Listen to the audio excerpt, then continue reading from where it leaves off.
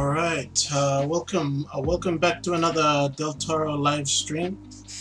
Hope you're all doing okay, fam. Whether it's the afternoon or evening for you, wherever you're in the world. Thank you for joining the live stream.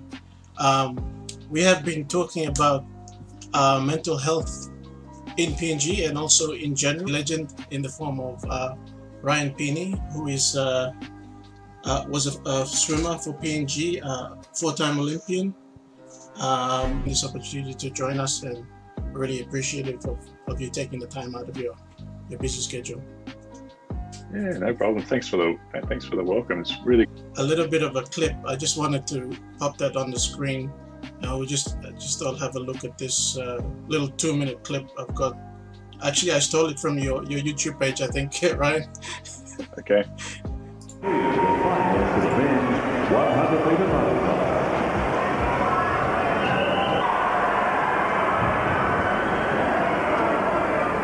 So this is 2006.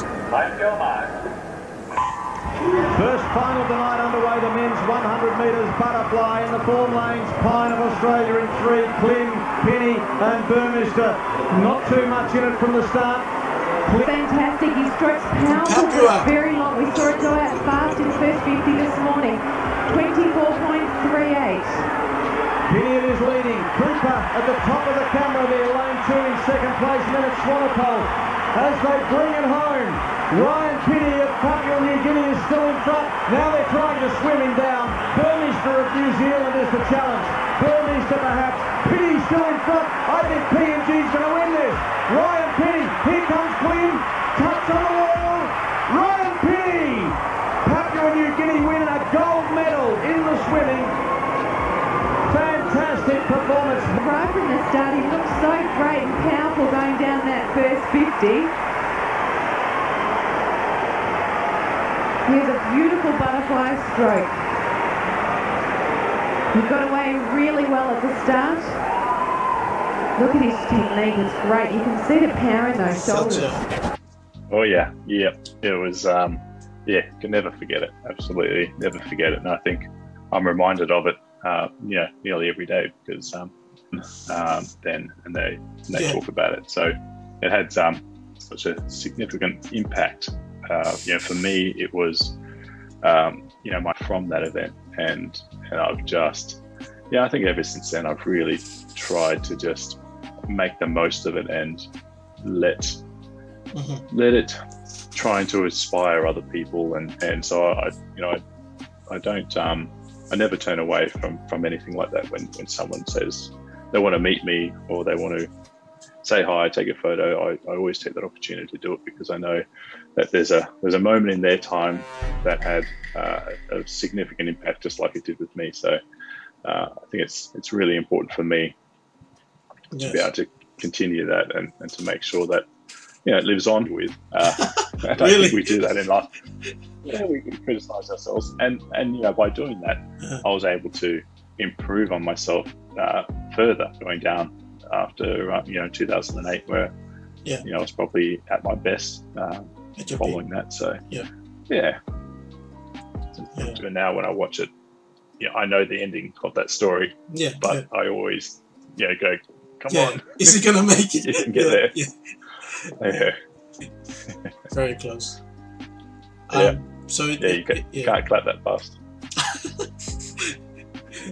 And some people like me, I can't think that fast. But that was that moment in 2006 that Ryan took away the Commonwealth gold. And in 2016, so that was the Rio Olympics. My career spanned a very long time, longer than a lot of other people. I found a joy in what I was doing, which is very important. So I was able to keep that going, and there was a lot of where I actually decided I'll stop swimming. I thought that was it. I should go and find some work and live a life, a normal life. Get some work, start a family and that sort of thing. So I did take some time out, and that's when I moved back to PNG and started working.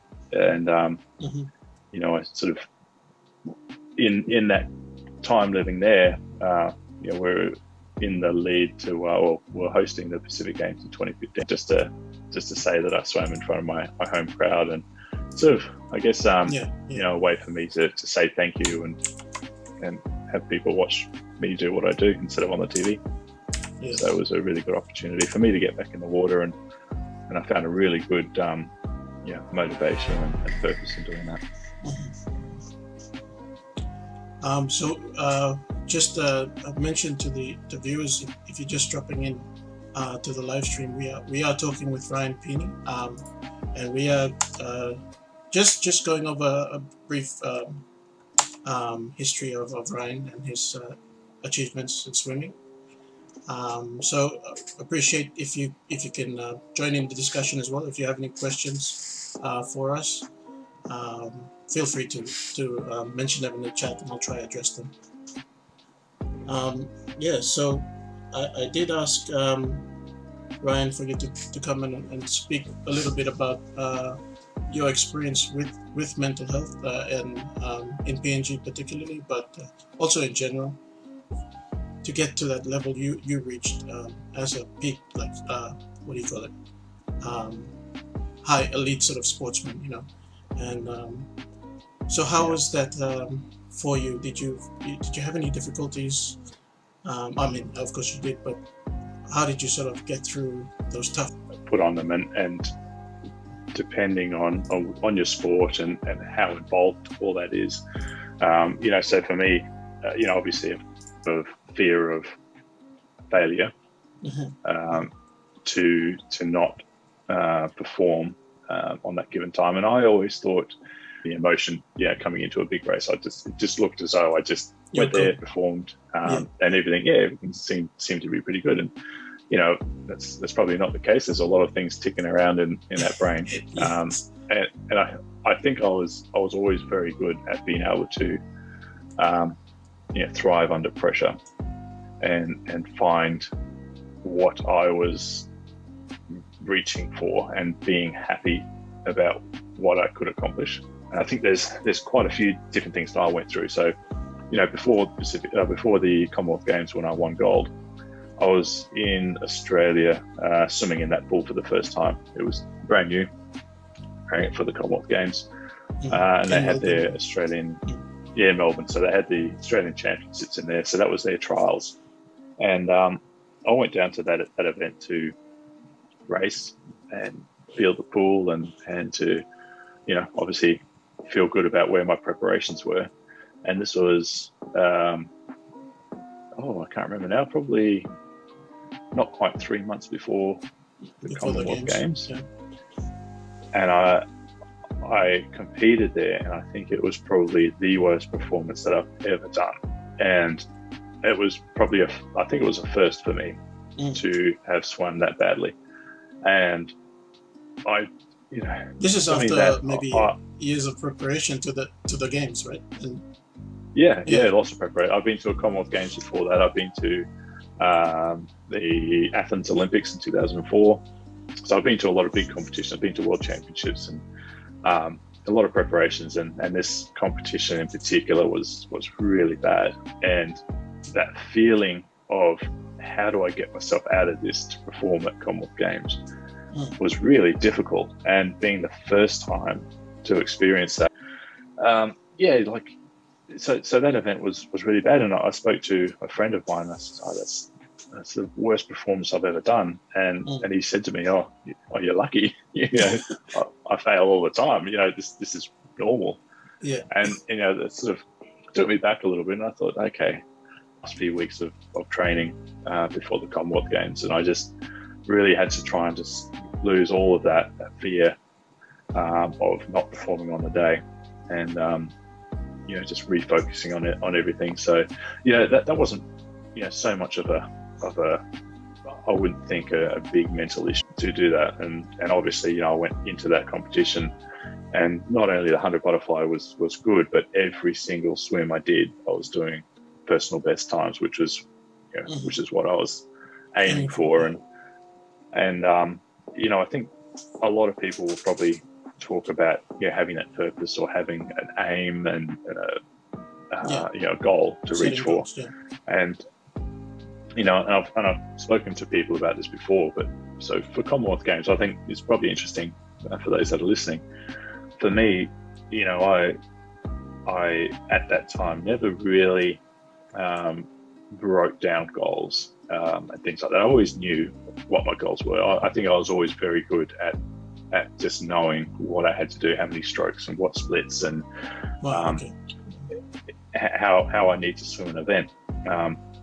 But someone asked me to write them down. So I thought, okay, all right, I'll write these down. So I wrote down, it's a 2-page document of what I want to accomplish at the Commonwealth Games in 2006. And for the 100 butterfly in particular, I had it jotted down in kind of like a bit of a priority or a ranking. So the first one was to make a semi-final. That I had written in there that I wanted to make a final. Right. And then I had another one that I wanted to swim a personal best time. Right. So for me, I'm ticking off these things. I'm sort of going through, okay, what will I be happy with? It doesn't matter about anyone else. What can I come away with and be happy that I accomplished whatever it was? It could be one thing, it could be many. So in this particular event, I had these listed down. Then I had that I wanted to win a medal.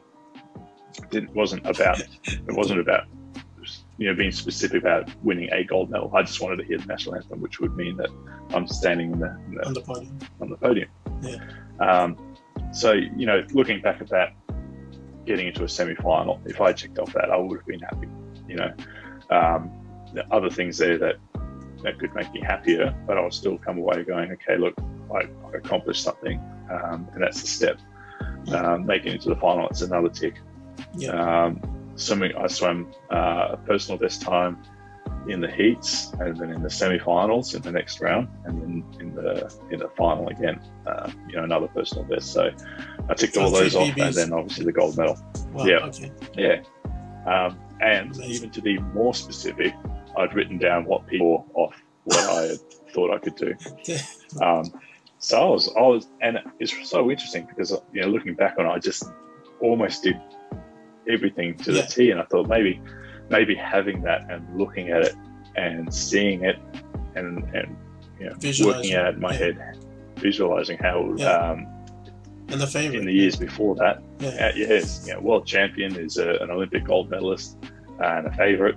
Absolutely, and he's been an idol, a hero of mine growing up. So to do that was unexpected. I think going from the shot myself to win gold,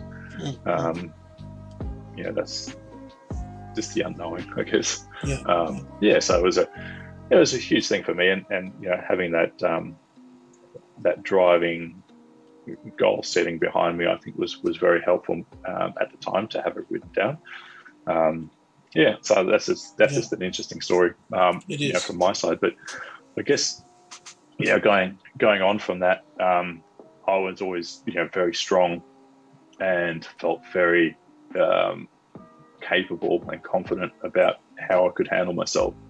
But it wasn't until being in Delhi, and a lot of people were at the time as well, but the pressure of being the champion, the previous gold medal winner for that event, was something else. Definitely playing on me.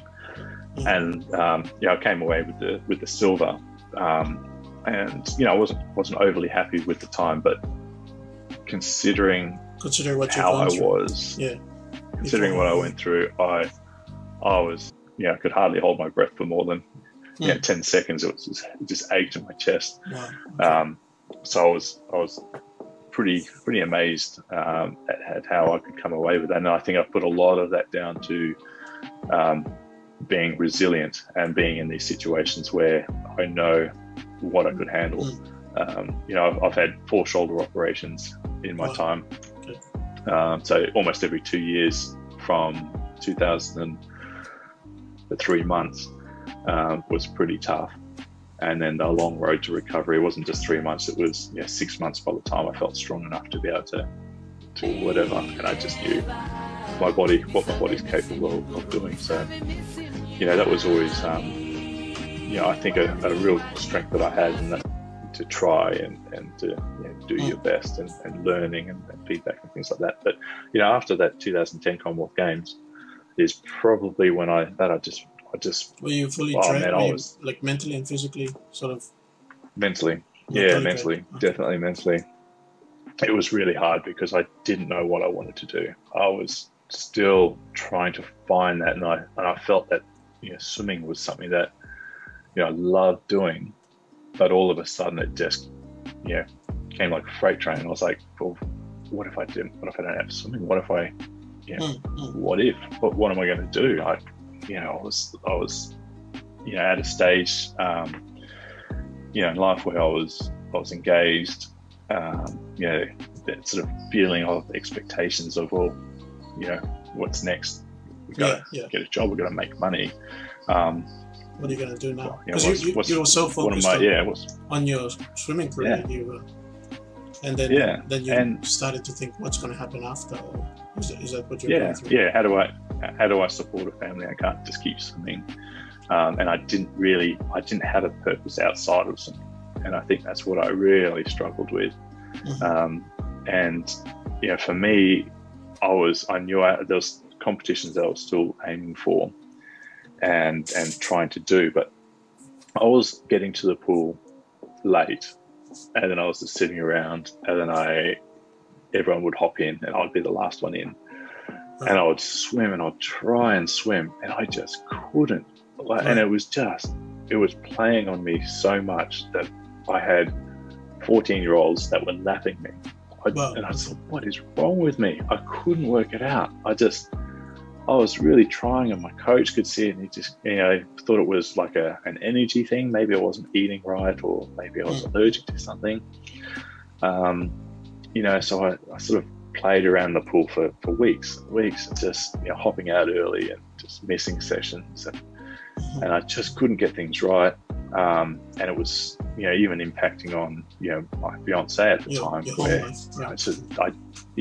I didn't want to go out, to the shops. I didn't want to go out to dinner. And I had no energy. And it was really, really playing on me. And I started seeing nutritionists to see if that was helping.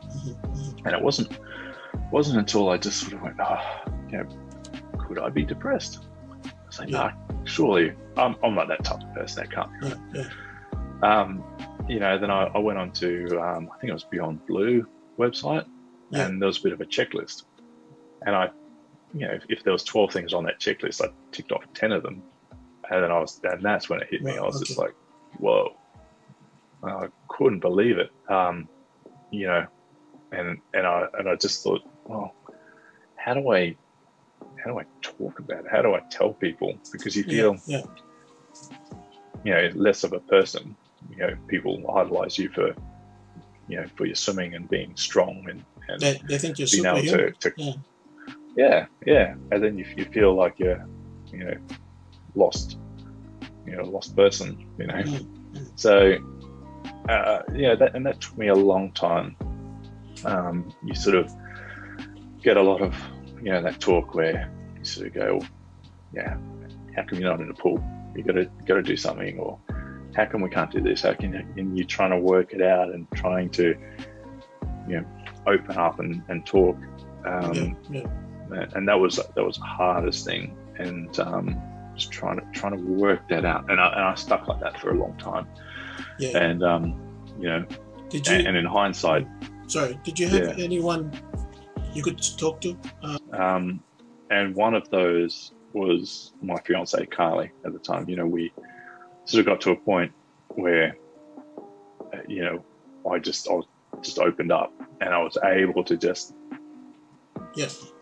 say whatever I had to, and it wasn't even, a deep conversation. It was just, that acknowledgement of what it is, and I felt, even if it was a 1-minute conversation, I felt so relieved, so much better, right? To be able to get that, and it was really, really good. And it was, I think the next day or the day after, my coach at the time, he said, "Oh, let's catch up for a coffee." And we can talk, about things. And, I think that's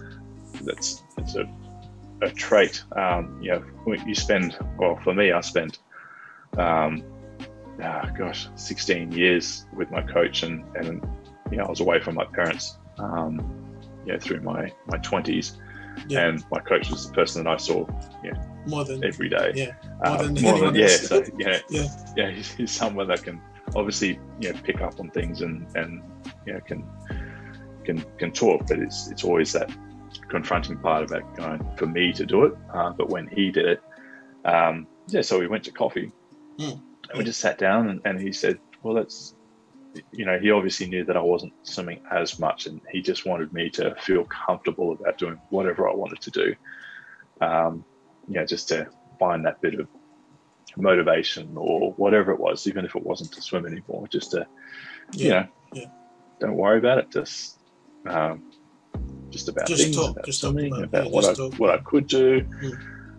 And it was the next day, got back in the water, and everything was so different. I had all this energy. Never looked back, and I was never, and I've never been someone that's gone to a psychiatrist and spoken about setting goals and swimming and things like that. And I know a lot of people do, and I think it's a great way to go through your life and plan out things. I think I always had a different personality to deal with that sort of thing. But I guess if anyone's going through that, it's always that person to talk to. But then the scary part is talking to people that's close to you and opening up. But for me, that was it. Everything changed, and that was 2011, so before the stress and that disappointment and things. So much better since then. So it's amazing. Huge drive. It's amazing that just a minute or like a minute or two of you opening up to someone was a pressure release, I think, on your mental state. And I didn't have to go into the details about anything. And probably a lot of people may not be capable of being able to business, and I could always come back here and work. But it wasn't as simple as that. It was moving a life, how to move up, and so it was that conversation. What are we going to do? A tough decision. So a lot of tough decisions. Involved. So it's just opening up and talking, and that's very hopefully thankful. You found Carly was there for you. Your wife was there, and she supported you through it. Absolutely. Even if it's just listening, I think that's a very good quality. If you have the skill of listening, it can be something very good. Skill of listening, and it's the person that you're sharing your life with. So obviously, very important that you're both on side, and that the conversation wasn't about making sure everything was going to be picture perfect. It was just making sure that we both know that that's what we're both thinking. If it doesn't feel right, then okay, well, let's talk about it some more and work our way through it. Plan another, do something else. And I was always just. But everything was good, but to melt away the ice.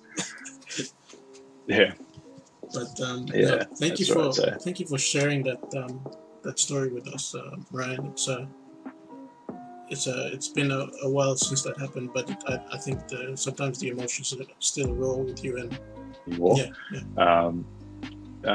just in it for a bit of fun, a bit of fitness. But I get to give back to athletes and relive my experiences, and that's going through everything from mental health to goal setting and being the Iceman. Being an Iceman, and so what I'm really we're working on this program for Oceania Federation, so the Oceania sports. to have access to this program. And what we call it is our HOPE program, so Heads of Positive Engagement. Okay. So we build up leaders within our communities.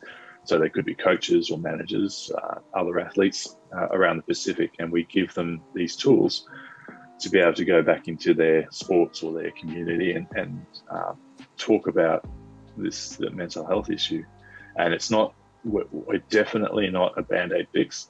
All it really is a toolkit. So giving a toolkit to someone so that they can work their way through I can't be. And there's nothing to be ashamed about that at all. And it's not that I ever was, but I just didn't think it would happen to me. And I think, that's a lot of people don't even see the struggles that other people are going through, or feel open enough to talk to someone about. That's really important. So this program, we're in development. I head over to Fiji. It's a catalyst that's hopefully going to break the barriers, break the cycle, the barriers for people to talk. So I'm always very open. Like I said before, it's difficult for someone to make that engagement. You almost want people to see you struggling to then go pick up about any issues they may be going through. So a lot of time they just keep their mouth shut, and I've seen a lot of negative stories come out of that. People taking their lives, like young Papua New Guineans especially, and it's been a bit of a worry for me personally, because it's 2022 and our culture is holding us back in terms of not speaking, discussing these issues. And that's a really important thing.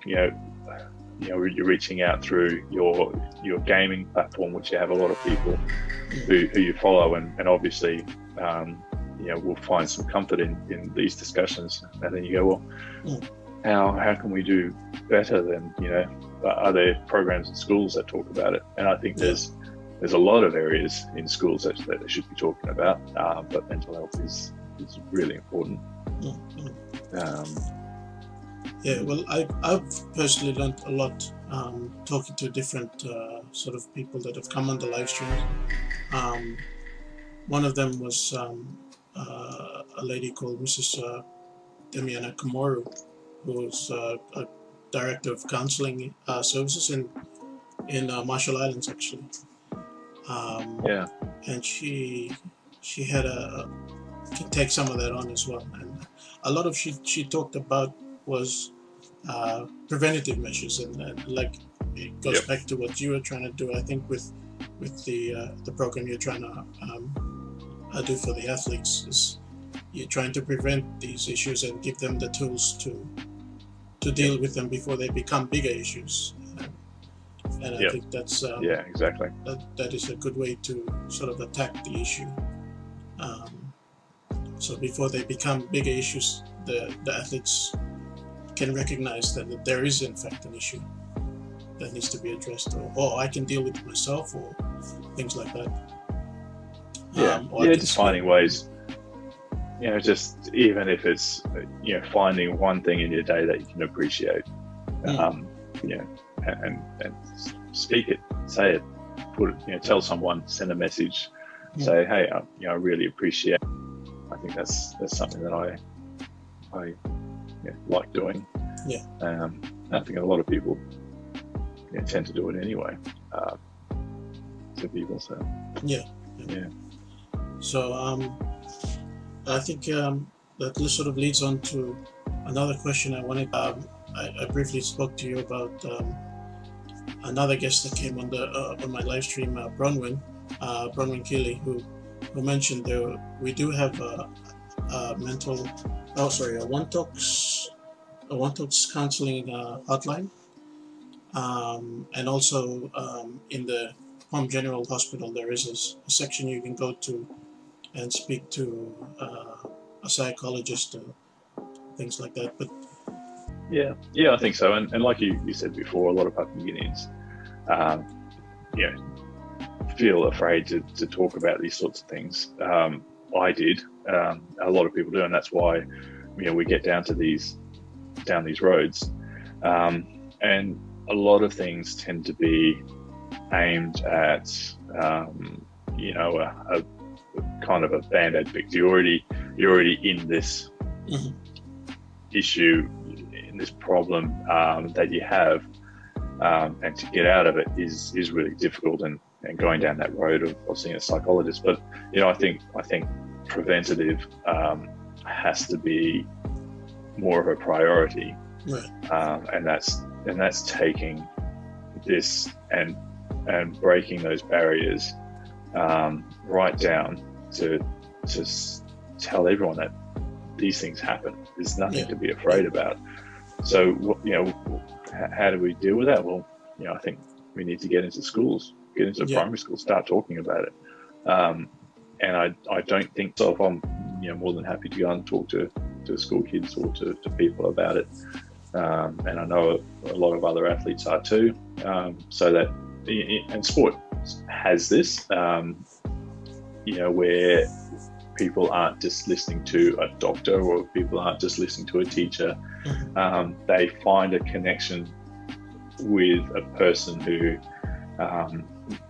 has achieved something outside of this. I'm a sports star. Hey, look, I trained really hard. I did this and this. But did you know I went through a lot of issues, and I had a lot of mental health problems that I went through, and I overcame this, and this, and I'm talking to you about it. I'm not afraid. It happens, and just start that conversation, and that really should help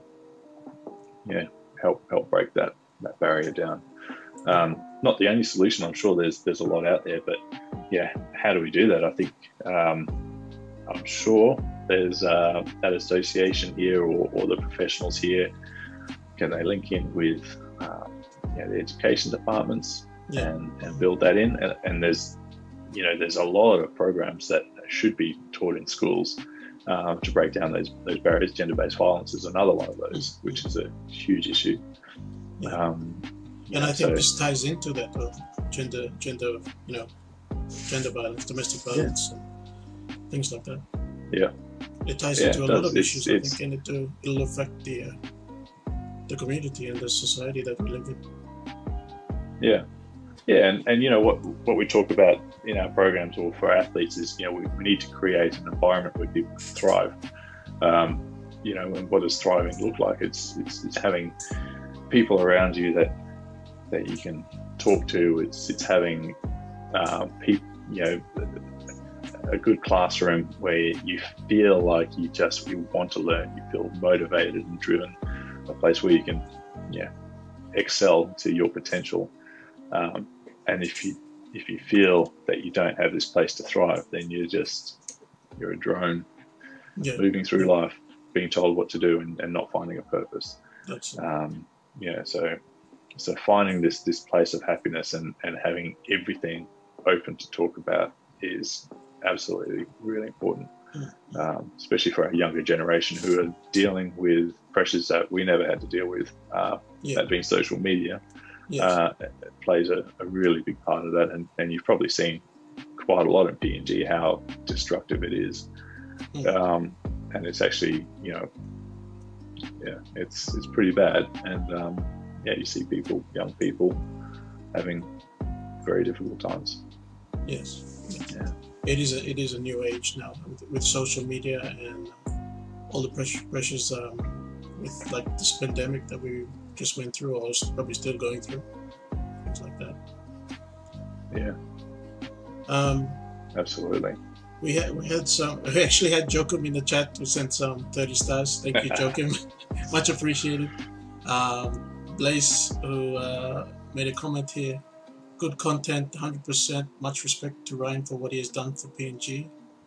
Kenaz here says, big respect for Ryan Pini. We love you, Ryan. And he thinks you're still a superhero. Thank you, Kenaz. And he's very thankful for, as I am as well, for sharing your stories with us, Ryan.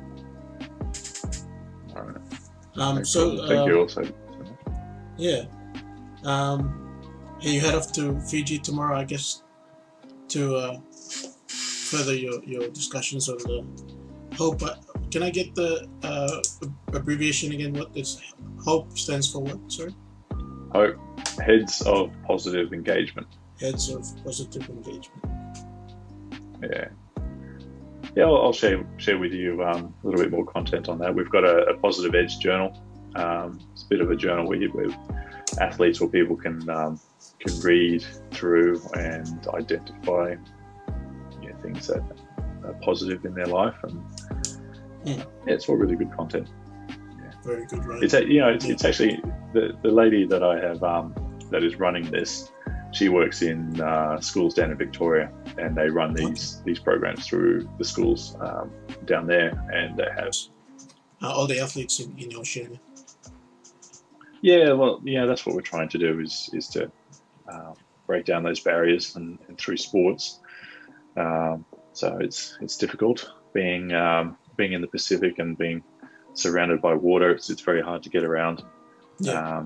But we're getting there, and just identifying some other people who are willing to share and to give their experiences and be that hope leader. Okay, very good. That's a great initiative, Ryan. I must say that I hope the best for that program, and hopefully it kicks off with some positive outcomes. On that note, I don't have any questions in the chat, so I think we will end things on that very positive note. But once again, thank you to Ryan for appearing on this live stream and taking the time to come and speak with us. So thank you, Ryan. No problem, and thanks for listening, and chat anytime. Too easy. All right, thanks everyone that joined in the chat. Much respect, Joakim. Thank you for tuning in, fam, and tomorrow we will be doing another live stream early in the day at lunchtime because of a time difference with an American Facebook streamer by the name of Mickey. So please tune in for that, and have a good evening or a good night wherever you are, and peace out. Have a good night. See you.